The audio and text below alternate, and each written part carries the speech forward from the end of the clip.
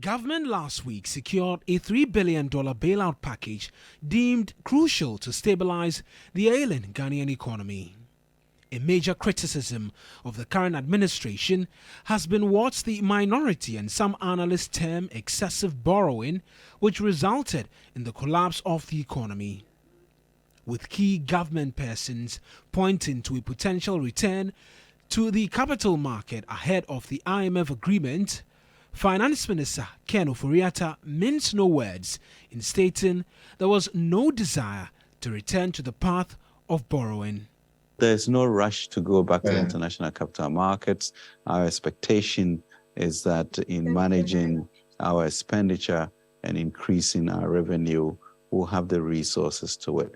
Working towards the capital market is important because we then get our ratings up and make the country more attractive for foreign investors, especially FDI. But rest assured that no one is rushing to the international capital markets at this juncture. That comment and details of the IMF's report on Ghana highlighting the potential of the country losing its revenue from mineral resources and electricity sale prompted concerns. According to the IMF, 4 collateralized loans from China, which include the Bui hydropower project loans and the Sino-Hydro loans, could leave Ghana in a precarious state should government default. That notwithstanding, President Akufo-Addo is of the view the country, having secured the IMF deal, can return to the international capital market.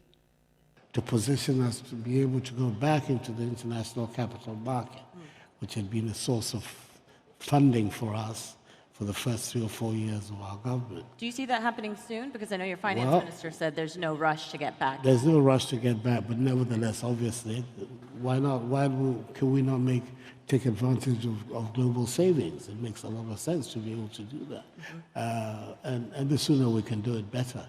The president's position, meanwhile, comes in sharp contrast to the provisions of the IMF deal. According to the fund, debt sustainability analysis scenario assumes the government will not regain external market access until 2027.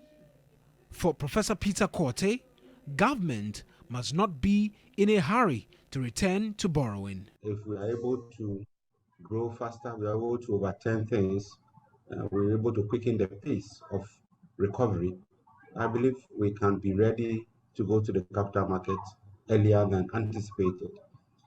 However, we ought to be extremely cautious not to rush to the capital market to borrow.